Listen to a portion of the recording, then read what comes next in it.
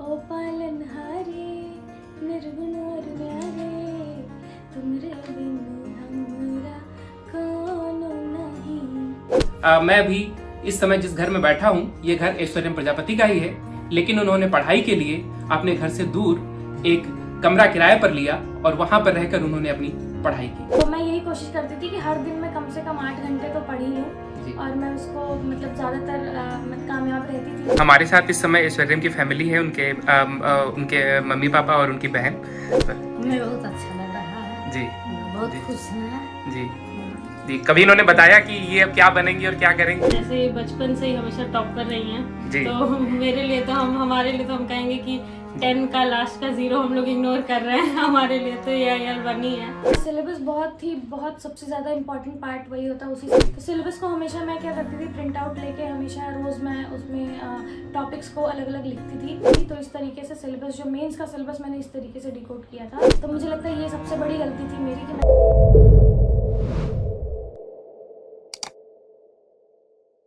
हर साल यूपीएससी परीक्षाओं का रिजल्ट आते ही सफलता की कई कहानियां ऐसी हमारे सामने आती हैं जो न सिर्फ मोटिवेट करती हैं बल्कि लोगों को लड़ने का एक जज्बा भी देती हैं।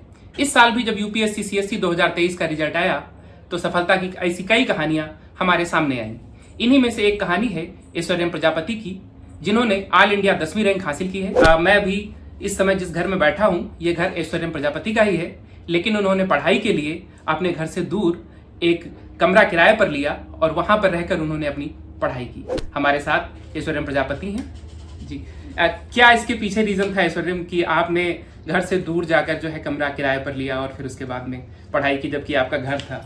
इसके पीछे क्या रीजन था? जी, घर पे थोड़ी मेरी पढ़ाई हो नहीं पाती थी क्योंकि मेरी एक छोटी बहन है और मेरे घर में एक पेट भी है जी। और काफ़ी लोगों का आना जाना हमेशा लगा रहता था। तो एक थोड़ी सी डिस्टर्बेंस होती थी और मुझे हमेशा एकांत में पढ़ना पसंद था। तो इसलिए मैंने सोचा कि घर के पास रहते हुए भी थोड़ा सा अगर एकांत मिल सके तो वो ज़्यादा कारगर होगा पढ़ाई में। जी जी।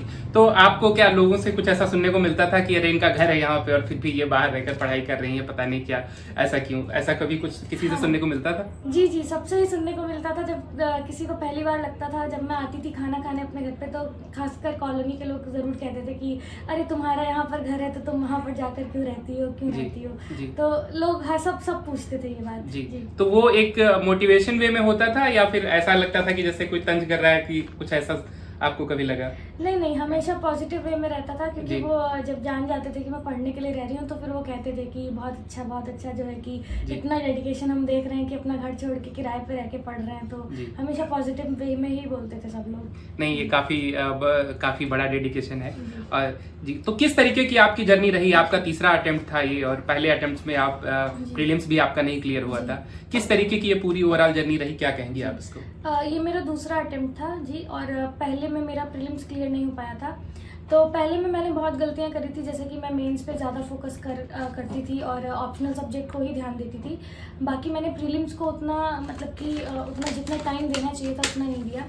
तो इस वाले ये जो दूसरा अटेम्प्ट था मेरा, इसमें मैंने वही सारी गलतियां जो मैंने करी थी उन पे बैठा विचार किया 1 महीना 1.5 महीना और फिर उसको सुधारा और प्रीलिम्स को उतना ही टाइम दिया जितना कि मतलब उसको एक 3-4 महीने का टाइम जो देना चाहिए। जी।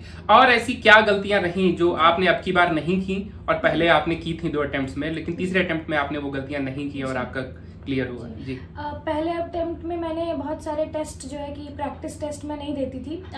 जो भी 8-10 टेस्ट मैंने दिए थे वो मैं बस देती थी और बंद करके रख देती थी। कभी भी ऐसा कैलकुलेट नहीं करती थी कि कितना मैंने गेस किया, कितना मैंने क्यों गलत हो रहा है, या फिर जो मुझे नहीं आ रहा है मैं उसको दोबारा पढ़ती नहीं थी। टाइम तो कम दिया ही था प्रीलिम्स के लिए, साथ में ये टेस्ट भी नहीं लगाए और उनको रिवाइज भी नहीं किया। तो मुझे लगता है ये सबसे बड़ी गलती थी मेरी कि मैंने प्रीलिम्स को बहुत ही हल्के में लिया था। दूसरे अटेम्प्ट में मैंने यही किया कि प्रीलिम्स को एक तो टाइम दिया और बहुत सारे टेस्ट लगाए, जिससे कि प्रैक्टिस करी बहुत सारी कि क्वेश्चन सॉल्व करने की, और जो प्रैक्टिस करने के बाद जो चीज़ें नहीं आती थी उन टेस्ट से भी, तो वो टेस्ट भी मैंने प्रिपेयर किए। अच्छा, तो अब की बार आपका दूसरा अटेम्प्ट था? जी।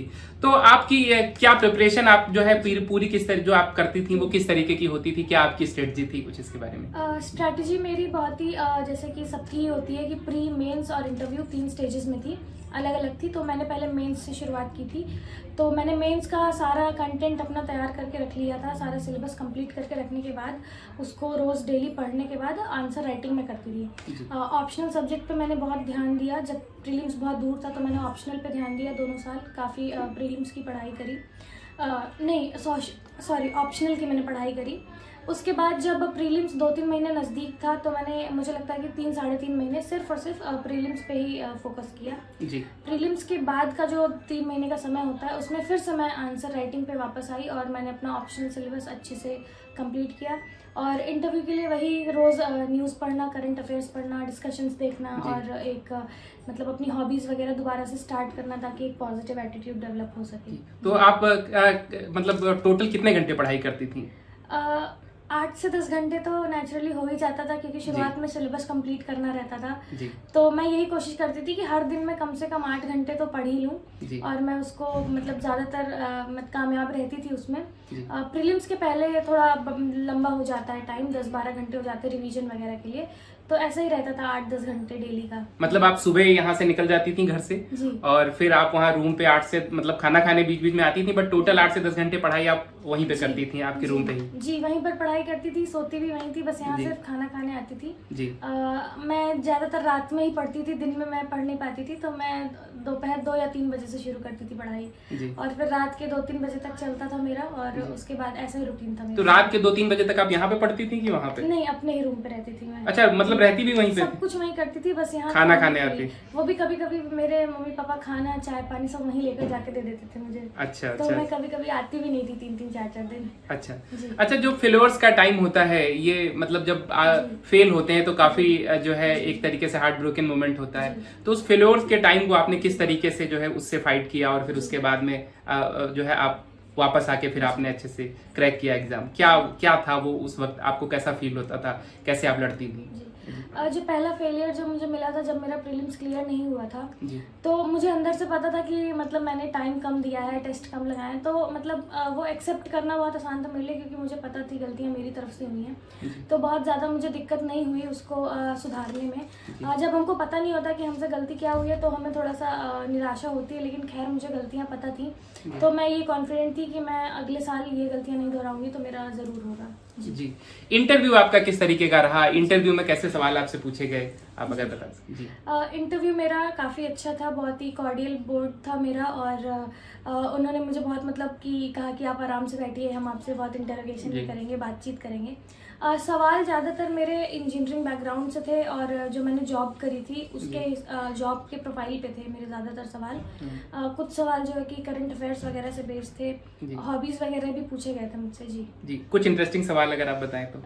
इंटरेस्टिंग सवाल वैसे तो मतलब ज़्यादातर तो मतलब ये हमारे बैकग्राउंड से ही रिलेटेड थे, बट मैंने उनको लास्ट में एक गाना भी सुनाया था क्योंकि सिंगिंग मैंने हॉबी रखी। तो जी तो वो एक था। अगर गाना आप सुना सकें 2 लाइन उसकी गा के तो?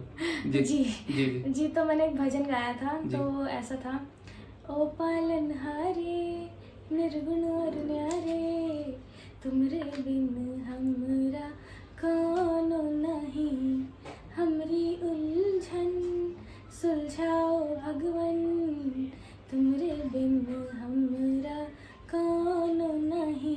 जी। वाह, बहुत सुंदर। जी। तो आपका क्या फैमिली बैकग्राउंड क्या है? फादर क्या करते हैं? जी मेरे फादर जो है कि एसोसिएट प्रोफेसर है इसी स्टेट इंस्टीट्यूशन में लखनऊ में। जी। और मम्मी मेरी हाउसवाइफ है। मेरी 2 छोटी बहनें हैं, एक बहन मेरी हिंडाल्को में इंजीनियर है और अभी एक जो है 8th क्लास में पढ़ रही हैं। अच्छा। जी। तो आपकी पूरी पढ़ाई कहाँ पे हुई है, क्या किया है आपने, एजुकेशनल क्वालिफिकेशन? पढ़ाई मेरी लखनऊ में ही हुई है। 12th तक मैंने लखनऊ के रानी लक्ष्मीबाई मेमोरियल स्कूल से पढ़ाई करी। उसके बाद मैं बीटेक करने के लिए NIT उत्तराखंड गई थी जहाँ से मैंने इलेक्ट्रिकल इंजीनियरिंग में ग्रेजुएशन किया और उसके बाद 1 साल मैंने LNT में जॉब करी थी। फिर रिजाइन करने के बाद मैंने तैयारी शुरू करी। जी। अच्छा, यूपीएससी की प्रिपरेशन में कहा जाता है कि सिलेबस सबसे जरूरी चीज होती है। जब आप प्रिपरेशन करने जाएं तो सबसे पहले सिलेबस को आप जरूर अच्छे से पता कर लें कि क्या आप पढ़ने जा रहे हैं और किसकी प्रिपरेशन आपको करनी है। सिलेबस को एनालाइज करना, क्योंकि आपने 2 ही अटेम्प्ट में क्लियर किया है, आप बेहतर बता सकती हैं। सिलेबस को एनालाइज करने का क्या तरीका है, आपने कैसे किया, उसके लिए अगर यूपीएससी एस्पिरेंट्स को आप कुछ बता सकें? जी सिलेबस बहुत सबसे ज़्यादा इम्पोर्टेंट पार्ट वही होता है, उसी से हमें पता चलता है कि एग्ज़ाम में हमसे क्या पूछा जाने वाला है। जी। तो प्री और मेंस का सिलेबस हमारा साइट पर पूरा का पूरा एकदम अच्छे से दिया हुआ है। तो सिलेबस को हमेशा मैं क्या करती थी, प्रिंट आउट लेके हमेशा रोज़ मैं उसमें टॉपिक्स को अलग अलग लिखती थी, हर टॉपिक पॉइंट वाइज लिखती थी कि एक पर्टिकुलर सब्जेक्ट के कितने टॉपिक्स दिए गए हैं जिनके बारे में पढ़ाई करनी है। हर टॉपिक के बारे में अपने खुद के नोट्स में बनाती थी और खुद के नोट्स बनाकर उनको मैं याद करती थी। तो इस तरीके से सिलेबस, जो मेंस का सिलेबस मैंने इस तरीके से डिकोड किया था। प्रीलिम्स का सिलेबस जो है कि बहुत ही मतलब मोटे मोटे अक्षरों में से मोटे मोटे तौर पे दिया हुआ है कि हिस्ट्री पढ़नी है, पॉलिटी पढ़नी है, ज्योग्राफी पढ़नी है। तो उसके लिए वही बेसिक बुक्स जो बाकी एस्पिरेंट्स रेफर करते हैं, जैसे कि एनसीईआरटी, और एक दो जो आपकी एडवांस लेवल की बुक्स होती हैं जैसे कि स्पेक्ट्रम, लक्ष्मीकांत, तो वही सब मैंने भी रेफर करी थी। जी। क्या मैसेज रहेगा आपका यूपीएससी एस्पिरेंट्स के लिए, अगर आपसे पूछा जाए फार्मूला टू क्रैक यूपीएससी, आप क्या कहेंगी, क्या मैसेज देंगी? जी मुझे लगता है कि सबसे बड़ा फार्मूला तो हार्ड वर्क है। बहुत ही अंडररेटेड कह लीजिए या कुछ भी, तो हार्ड वर्क तो हमको करना ही करना है। स्मार्ट वर्क तो हम करेंगे, बाद में करेंगे, बट पहले हमको हार्ड वर्क करना पड़ेगा। कि हम अगर अच्छे से नोट्स प्रिपेयर करके टाइम लगा के सब कुछ याद करेंगे तो ही हमारा रिवीजन जो है कि जल्दी हो पाएगा। तो हार्ड वर्क बहुत ज़रूरी है। दूसरा मुझे लगता है सेल्फ बिलीफ हमेशा अपने ऊपर रहना चाहिए और ईमानदारी से आपको अपनी जर्नी में पढ़ाई करनी चाहिए। अगर आपने तय किया है कि मैं इतने घंटे पढ़ूंगी या फिर मैं ये टॉपिक्स आज कंप्लीट करूंगी या इतने आंसर्स लिखूंगी, तो मुझे लगता है कि वो अगर आप ईमानदारी से अपने गोल्स को सेट करके उसको अचीव करने की कोशिश करेंगे तो वो सबसे बड़ा जो है कि एक फॉर्मूला है क्रैक करने का। अच्छा, क्या स्ट्रगल आप देखती हैं अपनी जर्नी में अभी तक का, जो सबसे बड़ा आपको दिखाई पड़ता है, जो आपकी प्रिपरेशन रही मतलब पिछले 3-4 सालों में जो आपने यूपीएससी प्रिपरेशन करना स्टार्ट किया, सबसे बड़ा स्ट्रगल आप क्या बताएंगी इसका? सबसे बड़ा स्ट्रगल तो यही रहेगा कि मतलब स्ट्रगल तो खैर इतना बड़ा वर्ड है उतना तो मैं नहीं कहना चाहूँगी, लेकिन जो भी छोटी छोटी चुनौतियाँ थी यही थी कि मैंने 1 साल इलाहाबाद में भी रहकर तैयारी करी थी, घर से दूर। ग्रेजुएशन के बाद ही? नहीं, जॉब छोड़ने के बाद ही। तो पहले अटेम्प्ट के लिए मैं इलाहाबाद में थी, तो वहाँ से थोड़ा सा ये रहता था कि आपको जैसे हर एस्पिरेंट को होता है बाहर रहने में, खाने पीने में दिक्कत या फिर रोजमर्रा की चीज़ें करने में दिक्कत, टाइम कम हो जाता था, आपको अपनी चीज़ें खुद करनी होती थी। घर के पास तो मम्मी पापा हर चीज़ आपको अवेलेबल करा देते हैं। और जब प्री नहीं निकला तो वो एक निराशा तो अंदर से हुई, भले कारण पता था लेकिन निराशा हुई। तो मुझे लगता है कि वो जो 1-2 महीने का टाइम था प्री के बाद का, जब हमें पता चला कि नहीं हुआ, तो उसमें दोबारा से जो रीस्टार्ट करनी थी प्रिपरेशन, दोबारा से जो उसमें कूदना था, वो थोड़ा सा एक चैलेंजिंग था। ग्रेजुएशन के बाद आपने 1 साल जॉब की और उसके बाद आप फिर इलाहाबाद में रह के आपने पढ़ाई की, बाद में आप यहाँ पे आ गई और यहाँ पे आपने पूरी प्रिपरेशन की। जी, क्या रिएक्शन था आपका जब रिजल्ट आया? तो उस टाइम पे आप क्या कर रही थी, किसने आपको बताया और आपका रिएक्शन क्या था? मैंने कहीं पढ़ा कि आप बार बार चेक कर रही थी कि ये मेरा ही नंबर है कि नहीं। जी। जब रिजल्ट आया तो मैं और मेरी बहन बैठे हुए थे और मम्मी घर में थी, पापा मेरे बाहर थे। तो उसने ही पहले देखा, तो मैंने उसको बोला कि तुम मुझे मत बताना। उसने बोला कि तुम्हारा रिजल्ट आ गया। मैंने कहा तुम मुझे मत बताना, तुम देख लो पर मुझे बताओ नहीं। तो उसने कहा अरे AIR 10 है, अब क्या इसमें बताने ना बताने वाली बात है। तो मुझे उस टाइम बहुत ही मतलब एक खुशी के आंसू आ गए, मैं बहुत रोई, वो भी मेरे साथ रोने लगी। और इतना भरोसा नहीं था कि मतलब 10th रैंक आ जाएगी। मुझे लगा था कि ठीक है 100-150 ऐसा कुछ तो मैं करके आई हूँ, लेकिन इतना कम का तो उम्मीद नहीं थी।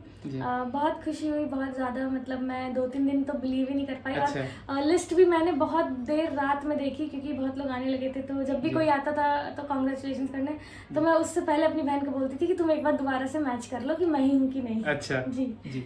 अब आप IAS बनेंगी और आई थिंक आपने IAS ही जो है चूज किया। जी, अब आप IAS बनेंगी और आप जाके काम करेंगी, फील्ड में काम करेंगी। कुछ दिनों बाद आपकी ट्रेनिंग स्टार्ट हो जाएगी, फाउंडेशन कोर्स के लिए आप मसूरी जाएंगी। क्या आपका एम है, अभी आप क्या करेंगी? कुछ आपने सोच रखा होगा कि हाँ मैं इस तरीके से ये चीजें हैं जो मैं सबसे पहले अपनी जॉब में सर्विस में जाके करूंगी, उसके बारे में?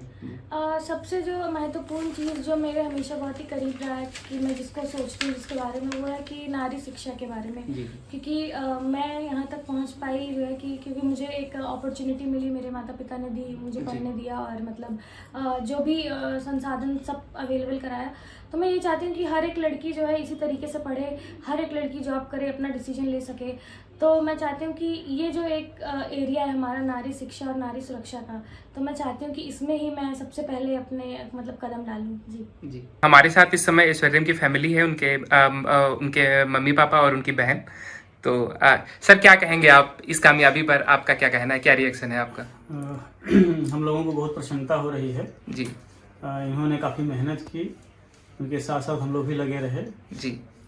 और मैं खुद भी पढ़ता पढ़ाता ही हूँ, तो जी, जी। हम भी इनके साथ साथ इनके टेस्ट सीरीज़, मार्क्स का अचीवमेंट और वो कैसे कंटिन्यूटी में आगे की तरफ चल रहा है, इन सब को मॉनिटरिंग हम करते रहे टाइम टू टाइम। जी और बाकी इनका अपना डेडिकेशन था, इस वजह से इतना अच्छा अचीवमेंट हुआ।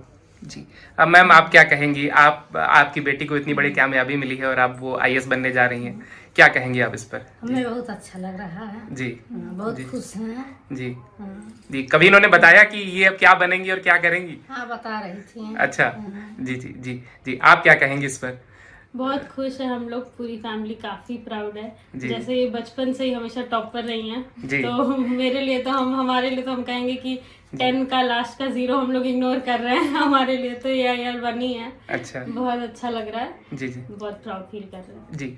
सर पहले से और अब, जब आप पहले रिजल्ट के पहले जब आप कहीं जाते थे तब और अब रिजल्ट के बाद आपके प्रति लोगों का कुछ बदला है, रिएक्शन बदला है? बिल्कुल बदला है। पहले हम चूँकि टीचिंग में हैं, जी तो as a professor of management sciences हमारा तो पॉसिबल स्टूडेंट को पढ़ाना, ऑफिसर्स को पढ़ाना ये था। जी। लेकिन उसके बाद से जब से आईएएस बनी हो। जी एटीट्यूड में लोगों के मिलने के साथ एक चेंज हुआ। खाली एज ए प्रोफेसर लोग ज़्यादा जानते थे शहर में, जी जी या हमारे जो टीचिंग फ्रेटर्निटी है, जो विश्वविद्यालय या टेक्निकल एजुकेशन के लोग हैं, या जो ऑफिसर्स हमें जाते हैं जिनको हमने पढ़ाया है, जी या जो हमारे यहाँ ट्रेनिंग में आए, जी UPPCS के अलाइड सर्विसेज वाले या सेंट्रल सर्विसेज वाले। लेकिन जो ही उनको पता चला तो सभी लोग चेंज हुए और बोले सर आप क्लास में आपका जो था वो वहाँ भी झलक रहा था, और उनका जो फैमिली को या हमको रिस्पेक्ट करने का भावना है वो बिल्कुल बदला हुआ है। जी। आपके दोस्तों का रिएक्शन कुछ सब बदला है कि अरे अब वो तो आईएएस की बहन है? जी। नहीं, हाँ सब लोग बहुत कंग्रेचुलेट कर रहे हैं, जी। बहुत खुश हैं सारे लोग, कॉलेज के, ऑफिस के, सब लोग अपनी बधाइयाँ भेज रहे हैं। जी। बस यही है। थैंक यू सो मच आप लोगों को। थैंक यू सो मच एसएम। और मुझे उम्मीद है कि आपकी इस स्टोरी से बहुत सारे लोग मोटिवेट होंगे, खासकर यूपीएससी एस्पिरेंट्स, और उसके अलावा भी जो बाकी लोग हैं उनको जो आपकी ये जर्नी है, आपका जो संघर्ष है, उससे काफ़ी कुछ सीखने को मिलेगा। तो ये थी हमारे साथ आईएएस ऐश्वर्यम प्रजापति। अभी ये आईएएस बनेंगी, लेकिन अब वो पल आई थिंक दूर नहीं है जब ये जल्दी आईएएस बन जाएंगी। तो मुझे उम्मीद है कि इनकी स्टोरी आप सभी लोगों को बेहद पसंद आई होगी। Thank you so much. Thank you. Thank you.